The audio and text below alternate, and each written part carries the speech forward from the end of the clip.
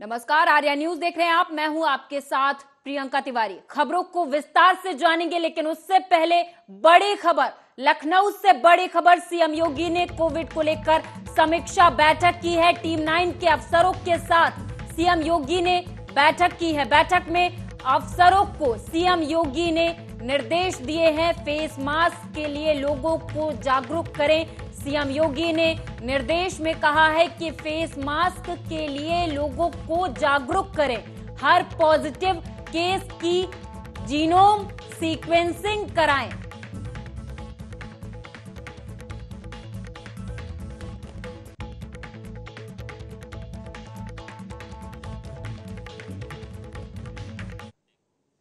BJP ने आज एक बार फिर से प्रेस कॉन्फ्रेंस की, जिसमें उनकी तरफ से कांग्रेस को घेरा गया और बात आई राहुल गांधी के बयान पर, जिसे लेकर लगातार घमासान मचा हुआ है। राहुल गांधी के बयान सेना तो पिट गई है को लेकर बीजेपी ने कांग्रेस को घेरा है। आप भी सुने। मनमोहन सिंह जी ने कहा, और ये बड़ा ही प्रतिष्ठित अखबार है, उसमें एक खबर आई, चीनी घुसपैठ को तूल देना ठीक नहीं है। चीनी घुसपैठ को तूल देना ठीक नहीं है, जब मीडिया यह बता रहा था कि 19 किलोमीटर अंदर चीन की सेना घुस जाएगी, और घुसी। प्रश्न पूछे गए, तब यह कहा गया कि बातचीत से मसला जो है हम लोग सुलझा लेंगे। और यहां तक कह दिया गया था कि अगर देश को यह जानकारी दी कि सरहद पर क्या स्टेटस है, तो चीन गुस्सा हो जाएगा, चीन नाराज हो जाएगा। क्या ये जो करार, जो समझौता, जो बंधन कांग्रेस पार्टी ने चीन की कम्युनिस्ट पार्टी से जोड़ा था, पार्टी टू पार्टी, उसका असर था? और निर्भीक पत्रकार थे, उन्होंने इस खबर को दिखाया और छापा, उनके खिलाफ एफआईआर कर दी गई। तत्कालीन नेशनल सिक्योरिटी एडवाइजर जो रहे, उन्होंने यहां तक कह दिया था, ये जो हो रहा है और अगर हम इसे सार्वजनिक करेंगे तो चाइना के साथ बेवजह मुश्किल खड़ी हो जाएगी। एक रिस्पॉन्स वो था, और एक रिस्पॉन्स आज ये है कि हमारी सेना को खुली छूट है कि वो निर्णय ले सके कि उनको क्या कार्रवाई करनी है। ये राजनीतिक इच्छा शक्ति के बिना संभव नहीं है, क्योंकि हमारी सेना सबसे वीर तो है ही, सबसे ज्यादा अनुशासित भी है। चाहे गलवान की बात करें, चाहे तवांग की बात करें, जिस वीरता का परिचय भारतीय सेना ने दिया है, हर भारतीय को तो सेना पर गर्व है। लेकिन राहुल गांधी कहते हैं कि वो पिट गई है, और उसका समर्थन खड़गे जी भी करते हैं। कहते हैं कि भारत जोड़ो यात्रा निकाल रहे हैं। मैं इतना ही कहूंगा, भारतीय जनता पार्टी और हर नागरिक का ये मत है, जो जुड़ा है,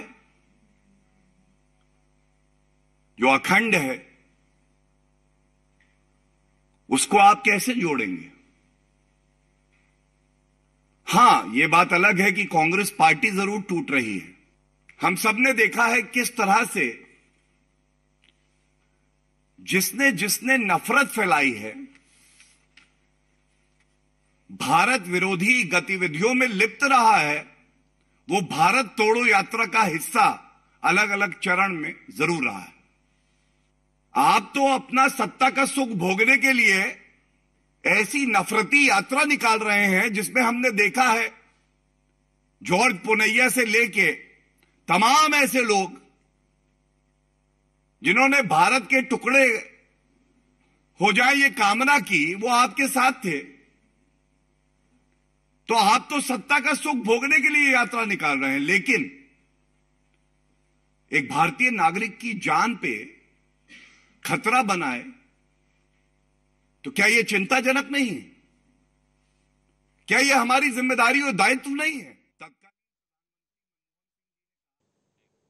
यूपी के रायबरेली के लालगंज में 5वीं बेटी होने से खफा एक पिता ने नवजात के मुंह पर थूक दिया, उसे थप्पड़ मारने लगा। बच्चे के रोने की आवाज सुनकर वहां मौजूद चिकित्सक, नर्सिंग स्टाफ, अन्य मरीज और उसके तीमारदार भौचक्के रह गए। लोगों ने उसे ऐसा करने से मना किया तो वो झगड़े पर उतारू हो गया। चिकित्सक ने जब पुलिस बुलाने की बात कही तो आरोपी वहां से भाग निकला। मामला ये था कि 20 तारीख को दोपहर में करीब आई है 1 बजे दुर्पतिया नाम की मरीज डिलीवरी होने को थी, पेन में थी, तो देखा गया तो टाइम नजदीक था और उसका जो है ये 5वां बच्चा था। ठीक है, उसके पहले उसकी 4 बेटी थी। हम लोगों ने अच्छे से उसकी डिलीवरी करवा दी। 3:03 थे, लेकिन वो भी 5वीं भी बेटी पैदा हुई। और बेटी पैदा होने के बाद वो महिला का पति माधव और गया वार्ड में और उसको बच्ची के मुंह पे थूक दिया और उसको बच्ची को, नवजात बच्ची को थप्पड़ भी जड़े, थप्पड़ मारा। तो ये देख के अगल बगल की जो प्रसूताएं थी और उनके अटेंडेंट थे, मतलब उसको बिगड़ने लगे, चिल्लाने लगे कि ये तुमने क्या कर दिया। इतनी हमें शोर शराबा सुन के मैं मतलब ओपीडी छोड़ के भगी कि देखा मामला क्या है। देखा तो वो भाग रहा था, तो मैंने कहा कि तुमने ये क्या कर दिया। 5वीं बेटी तो पैदा होने पे तुम क्या थप्पड़ मारोगे, उसके मुंह पे कैसे थूक दिया। अभी मैं पुलिस को। एटा से खबर है, जहां पर आपको बता दें कि 9 दिन पहले खेत में नवजात बच्ची को पुलिस कर्मी ने गोद लेकर मिसाल पेश की है। बता दें आपको कि पुलिसकर्मी ने यह मिसाल दी है। बता दें कि थाने में तैनात पुलिसकर्मी धीरेन्द्र के द्वारा सीडब्ल्यूसी के समक्ष बच्ची को गोद लेने का प्रत्यावेदन किया था। फॉर्मेलिटी पूरी होने के बाद बच्ची को विधि विधान के तहत सुपुर्द किया गया। वहीं सिपाही के इस साहस की सराहना हर कोई कर रहा है। 13 दिसंबर को आगरा रोड पे थाना सकरौली पुलिस को सूचना मिली थी कि एक बच्ची नवजात है, वो पड़ी है। उसको लेकर थाना प्रभारी द्वारा तत्काल उसे चिकित्सकीय सुविधा प्रदान करने के लिए हॉस्पिटल ले गए और वहां से फिर सीडब्ल्यूसी को सूचना दी गई। बच्ची पूर्ण रूप से स्वस्थ है और एक आरक्षी थाना सकरौली की उन्होंने इच्छा जाहिर की थी सीडब्ल्यूसी के समक्ष प्रत्यावेदन देकर कि वो इस बच्ची को अपनाना चाहते हैं और सीडब्ल्यूसी द्वारा उनके प्रत्यावेदन विचार करते हुए उनको संरक्षण प्रदान किया गया है और आरक्षी दंपति द्वारा इस बच्ची का कुशलतापूर्वक पालन किया जा रहा है। कल एक उनके द्वारा व्यक्तिगत समारोह आयोजित किया गया था, जिसमें हम सभी द्वारा भी बच्ची को आशीर्वाद दिया। दिनांक 13 दिसंबर को आगरा रोड पे थाना सकरौली। रायबरेली की जिलाधिकारी माला श्रीवास्तव ने हाड़ कपाती ठंड के बीच खुद मोर्चा संभाला। जिलाधिकारी ने देर रात शहर के अंदर बने आधा दर्जन से अधिक रैन बसेरों में जाकर रियलिटी चेक किया। जिलाधिकारी माला श्रीवास्तव ने शहर के विभिन्न स्थानों पर जैसे महिला अस्पताल के सामने, supermarket, railway station, bus stop में बने रैन बसेरों का औचक निरीक्षण किया।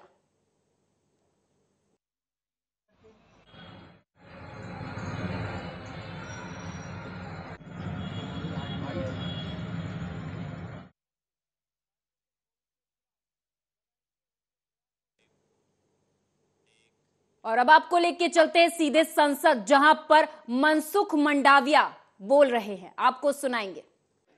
220.2 यानी कि 220 करोड़ कोविड वैक्सीन के टीके लगाकर कीर्तिमान स्थापित किया है, जिसमें पात्रता वाले 90% आबादी को दोनों टीके लग चुके हैं और 22.35 करोड़ आबादी को प्रिकॉशन डोज भी दिया जा चुका है। कोविड-19 के नियमन में चल रहे लगातार प्रयत्नों के अंतर्गत और विश्व में बढ़ रहे कोविड के केसों को देखते हुए केंद्रीय स्वास्थ्य मंत्रालय वैश्विक स्थिति पर नजर रख रहा है।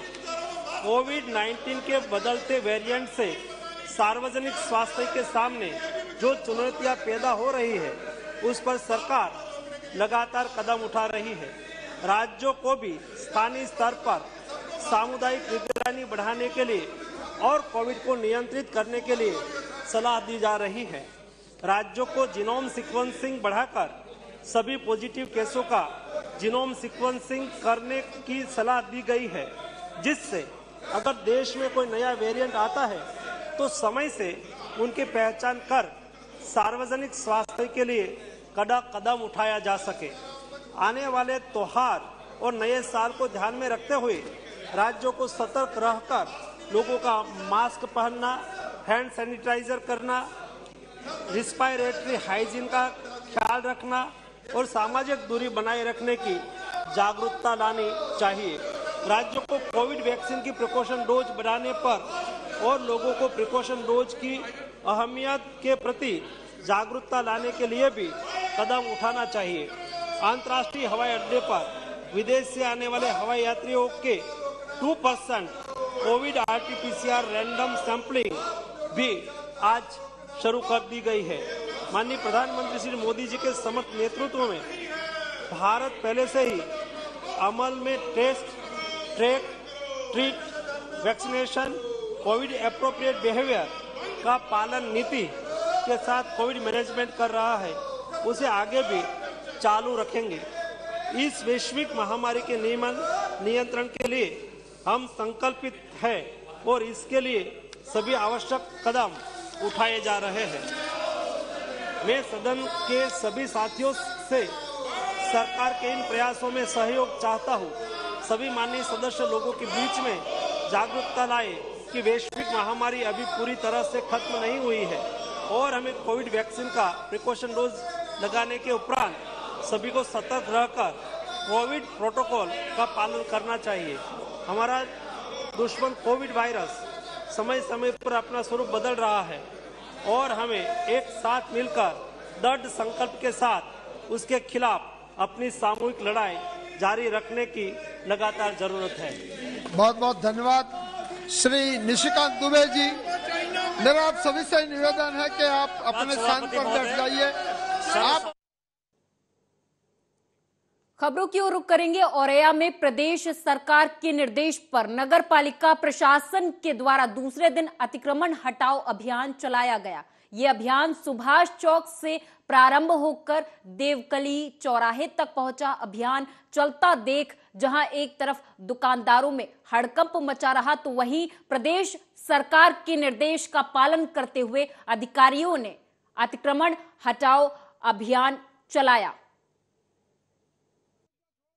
जिलाधिकारी एवं शासन के निर्देशानुसार फुटपाथ को खाली कराने के लिए निरंतर अभियान चलाया जाना है, जिसे आज से लेकर के और 23 तारीख तक हम लोग निरंतर चलाएंगे। समस्त शहर की बड़ी सड़कों, फुटपाथ और बाजार को खाली कराया जाएगा। जिलाधिकारी एवं शासन के निर्देशानुसार फुटपाथ को खाली कराने के लिए निरंतर अभियान चलाया जाना है, जिसे आज से लेकर के और 23 तारीख तक हम लोग निरंतर चलाएंगे। समस्त शहर की बड़ी सड़कों, फुटपाथ और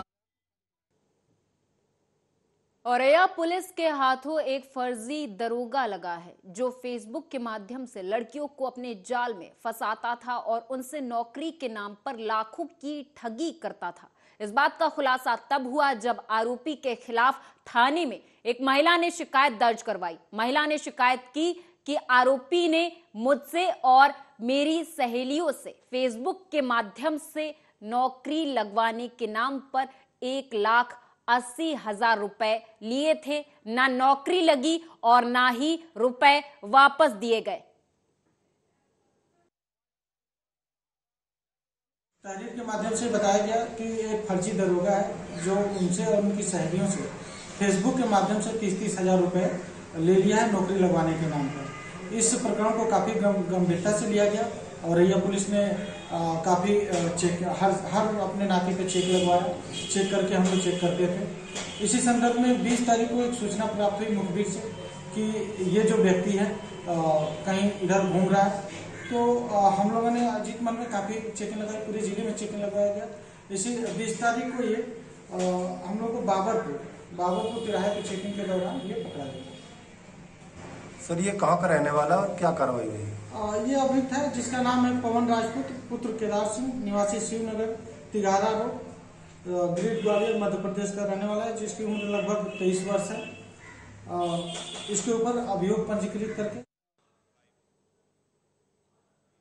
औरैया में शासन के द्वारा ग्राम निधि के 80% कटौती से नाराज ग्राम प्रधानों ने अपने संगठनों सहित जिलाधिकारी कार्यालय पर अनिश्चितकालीन धरना प्रदर्शन कर नारेबाजी की। अखिल भारतीय ग्राम प्रधान संगठन और राष्ट्रीय पंचायती राज ग्राम प्रधान संगठन के नेतृत्व में जनपद औरैया के सैकड़ों ग्राम प्रधानों ने जिला मुख्यालय जिलाधिकारी कार्यालय परिसर में अनिश्चितकालीन धरना प्रदर्शन के साथ नारेबाजी की। प्रधान संगठन की तरफ से आज एक ज्ञापन माननीय मुख्यमंत्री के संबोधित एक ज्ञापन यहाँ उपलब्ध कराया गया है।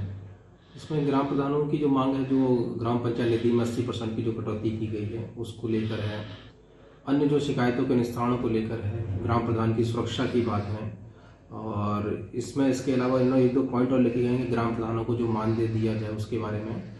कई सारी उनकी 7-8 मांगे हैं जिनको लेकर उनके द्वारा आज ये ज्ञापन दिया गया है, जो कि माननीय मुख्यमंत्री जी को संबोधित हैं। उनको हम लोग इस ज्ञापन और उत्तर प्रदेश में प्रधानों की जो समस्या है वो बजट कर लेकर है। जो 80% जो निधि है वो प्रधानों की काटी गई है, जिससे कि विकास कार्य जैसे कि छोटे मोटे काम आते हैं गाँव के घर। रायबरेली से खबर है, बता दें कि सारे कानून ताक पर रखकर पुलिसिया बर्बरता की तस्वीर सामने आई है। दरअसल मामला गदागंज थाना क्षेत्र के मखदूमपुर गांव का है, जहां एक दलित युवक दीपक का अपने गांव के ही लोगों से जमीनी विवाद चल रहा था, जिसका मामला न्यायालय में विचाराधीन है। लेकिन गांव के विपक्षी दबंग विवादित जमीन पर ट्रैक्टर से खेत की जुताई कर रहे थे, तभी पीड़ित दलित पुलिस के पास पहुंचा। हालांकि पुलिस ने उसकी एक ना सुनी और उसकी ही पिटाई कर दी।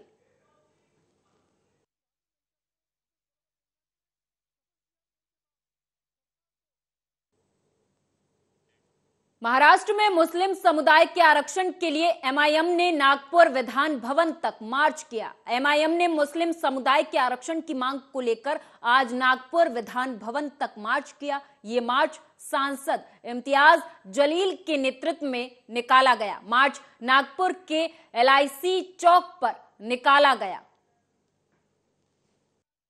इससे पहले कितने कमेटीज बनी है ये सारी दुनिया जानती है। महाराष्ट्र का मुसलमान अच्छी तरह से जानता है। तुम हमारे को बेवकूफ अब समझिए मत उसमें। देवेंद्र फडणवीस साहब, हम मुख्यमंत्री साहब आपको बता रहे हैं, इससे पहले Sachar commission, Ranganath Mishra commission, Kundu committee, Mahmoodur Rahman commission, ये आप ही के द्वारा सरकार द्वारा अपॉइंटेड कमीशन थे। उनकी रिपोर्ट के हिसाब से हर एक ने ये कहा था कि मुसलमानों को एजुकेशन के अंदर और नौकरियों के अंदर रिजर्वेशन मिलना चाहिए।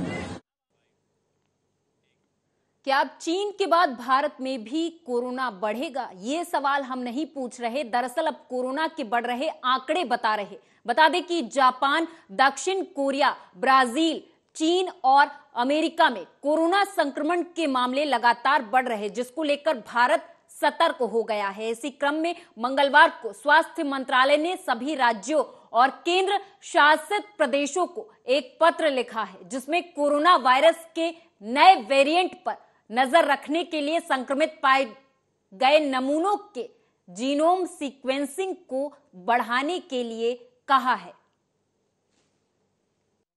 जी, एक तो हमारे पास कल ही पत्र आया honourable health secretary government of India से भूषण साहब का, और उसमें मैं थोड़ा सा ये बता देता हूँ कि कोई पैनिक या बहुत घबराने की बात नहीं है। वो हमारे डिपार्टमेंट वाइज और स्टेट गवर्नमेंट उन सबको थोड़ा सा अलर्ट पे रहने के लिए कहा गया है। और उसमें मेन जो बात कही गई वो ये है कि अगर कोई भी कोविड पॉजिटिव पेशेंट्स आता है आपके पास में, तो उसका जीनोम सीक्वेंसिंग करना है। जीनोम सीक्वेंसिंग इसलिए करना है ताकि हमें पता रहे कि और कोई वेरिएंट तो नहीं आ रहा है, और अगर कोई वेरिएंट आ रहा है तो उसके सिम्टम्स। सिरसा से खबर है, बता दें कि हाल ही में संपन्न हुए पंचायती चुनावों में सरकार और सरकार के सहयोगी पार्टियों को लोगों ने आईना दिखा दिया। सत्ता में बैठे लोगों ने दावे बड़े बड़े किए थे, लेकिन जितने बड़े दावे थे मंत्री बबली को उससे ज्यादा विरोध का सामना करना पड़ा। जितने बड़े दावे किए उससे ज्यादा बड़ा विरोध का सामना मंत्री को पिछले दिनों में करना पड़ा। पिछले दिनों में मंत्री ने अलग अलग जिलों में जाकर के कार्यक्रम रखे, 22 के 22 जिलों में गया। कोई भी डिस्ट्रिक्ट ऐसा नहीं था जिस डिस्ट्रिक्ट के अंदर सरपंचों का, पंचों का, ब्लॉक समिति के, जिला परिषद के मेंबरों के विरोध का सामना न करना पड़ा। लोगों ने इतना कड़ा विरोध किया कि मंत्री को हर जगह माफी मांग करके आना पड़ा। बड़ी हैरानी की बात है,